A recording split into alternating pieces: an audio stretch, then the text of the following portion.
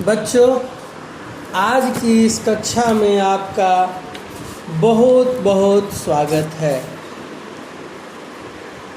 सबसे पहले हम लोग यह जान लें कि आज हमें सुभाषितानी चैप्टर पढ़नी है और इसमें बहुत श्लोकों का संग्रह है जिनमें हमें अच्छी अच्छी बातें सिखाई गई है।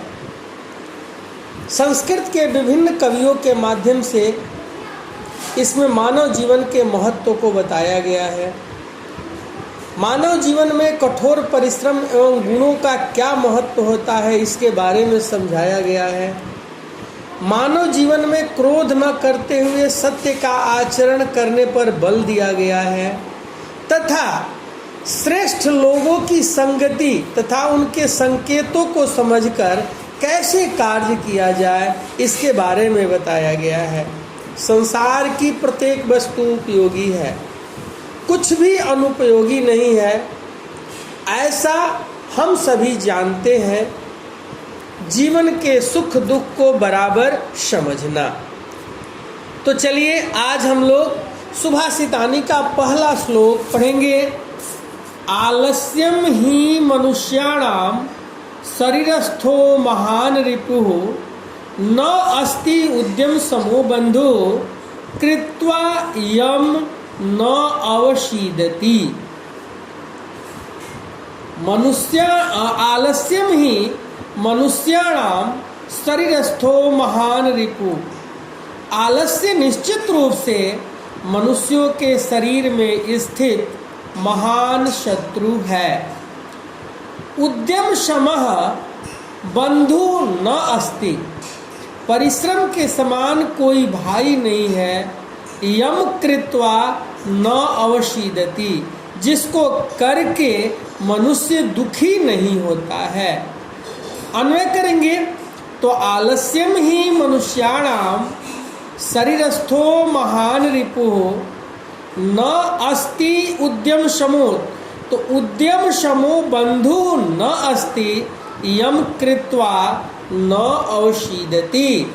आलस्य निश्चित रूप से मनुष्यों के शरीर का महान शत्रु है। उद्यम शमः बंधु न अस्ति। परिश्रम के समान भाई नहीं है। यम कृत्वा जिसको करके न अवशीदति मनुष्य दुखी नहीं होता है। अवशीदति का मतलब अवसाद न होना, दुखी न होना। तो अब संधि विच्छेद है। नास्ति उद्यम शमो तो न जोड़ अस्ति जोड़ उद्यम शमः। नावशीदति आप लोगों को हम पढ़ाए हैं और लिखाए भी है। न जोड़ अवशीदति। अब आते हैं दूसरा श्लोक। गुणी गुणम वेत्ति निर्गुणो न वेत्ति। अन्वय के साथ बता रहे हैं। गुणी गुणम वेत्ति, गुणवान गुण को जानता है। निर्गुण यानी गुणों से हीन गुणों को नहीं जानता है। बली बलम वेत्ति, बलवान व्यक्ति बल के महत्व को जानता है। निर्बलः न वेत्ति, जो बल से विहीन है वह बल के महत्व को नहीं जानता। पीको बसंतस्य गुणम न वायसः। कोयल बसंत ऋतु के गुण को जानती है, कौवा नहीं। करीच सिंहस्य, हाथी सिंह के बल को जानता है, चूहा नहीं। करीच सिंहस्य बलम न मूषकः। हाथी सिंह के बल को, करी मतलब हाथी सिंह के बल को जानता है, चूहा नहीं। अब आते हैं निर्गुणः निह जोड़ गुणः। निर्बलः निह जोड़ बलः। निर्गुणम का विग्रह करते हैं तो अव्ययी भाव समास होता है। गुणा नाम अभावः। निर्बलः बलस्य अभावः। अब अगला तीसरा श्लोक हम लोगों के समक्ष आता है कि निमित्तम उद्देश्य ही यह प्रकुप्यति ध्रुवम सा तस्य अपगमे प्रसीदति अकारण द्वेषी मनः तु यस्य वै कथम जनः तम पारितोषयिष्यति। अन्वय करते हैं तो कहता है कि यह निमित्तम उद्देश्य, जो कारण को उद्देश्य करके, यह निमित्तम उद्देश्य जो कारण को उद्देश्य करके यानी ध्यान में रखकर ही मतलब निश्चय ही प्रकुप्यति क्रोध करता है। जो कारण को उद्देश्य करके निश्चित रूप से क्रोध करता है, स तस्य अपगमे, वह उसके आने पर, सह तस्य अपगमे, वह उसके समाप्त होने पर, ध्रुवम निश्चित रूप से, प्रसीदति प्रसन्न होता है। पहला लाइन का अर्थ देख लेंगे कि यह निमित्तम उद्देश्य ही प्रकुप्यति स तस्य अपगमे ध्रुवम प्रसीदति। यह निमित्तम उद्देश्य जो कारण को उद्देश्य करके निश्चित रूप से क्रोध करता है, स तस्य अपगमे, वह उसके अपगमे समाप्त होने पर, ध्रुवम मतलब निश्चय ही, प्रसीदति प्रसन्न होता है। आगे कहता है कि मन यस्य मनः, वह कहता है यस्य मनः, जिसका मन, वह मतलब निश्चित रूप से अकारण द्वेषी, यस्य मनः तु वह अकारण द्वेषी, जिसका मन तो निश्चित रूप से या निश्चय ही अकारण द्वेषी, बिना कारण का द्वेष करता है, जनः तम कथम परितोषयिष्यति, लोग मनुष्य उसको कैसे संतुष्ट करेगा। फिर से एक बार अन्वय देख लेंगे कि यह निमित्तम उद्देश्य प्रकुप्यति स तस्य अपगमे ध्रुवम प्रसीदति। यस्य मनः तु वै अकारण द्वेषी, कथम जनः तम कथम परितोषयिष्यति। अर्थ करेंगे तो यह निमित्तम उद्देश्य जो कारण को उद्देश्य करके अर्थात ध्यान में रखकर ही प्रकुप्यति निश्चित रूप से क्रोध करता है, स तस्य अपगमे, वह उसके समाप्त होने पर, ध्रुवम प्रसीदति निश्चित रूप से प्रसन्न होता है। यस्य मनः तु, जिसका मन तो वह निश्चय ही अकारण द्वेषी, बिना कारण का द्वेष करता है, बिना कारण का द्वेष करता है, जनः तम कथम, लोग उसको कैसे परितोषयिष्यति, कैसे संतुष्ट करेगा। अगला श्लोक है उदीरतो अर्थ। हम आप लोगों को बताए थे उदीरतः उत जोड़ इरितः जोड़ अर्थ। उदीरतः अर्थ पशुना अपि गृह्यते, उदीरतः अर्थ पशुना अपि गृह्यते। कहा हुआ, उदीरता मतलब कहा हुआ अर्थ, पशुना अपि गृह्यते, पशु से भी ग्रहण किया जाता है, ग्रहण कर लिया जाता है। उदीरता अर्थ पशुना अपि गृह्यते, कहा हुआ अर्थ पशु से भी ग्रहण कर लिया जाता है।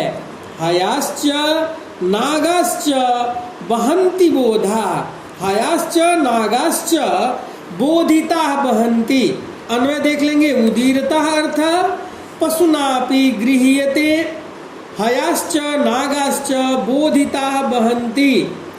घोड़े और हाथी बोधिता वहन्ति, घोड़े और हाथी बताए गए रास्तों पर वहन्ति भार ढोने लगते हैं, अर्थात चलने लगते हैं।